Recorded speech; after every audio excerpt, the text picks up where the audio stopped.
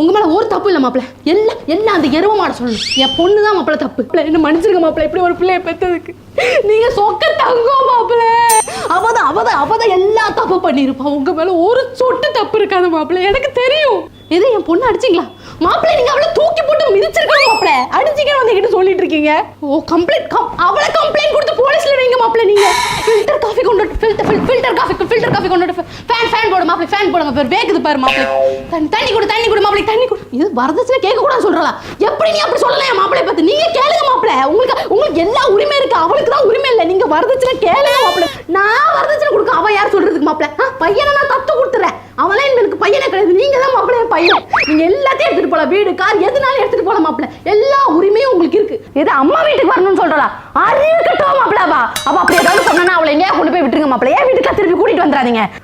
கிளம்புறீங்களா மாப்பிள்ள? அந்த பத்திரத்தை எடுத்துட்டு வா.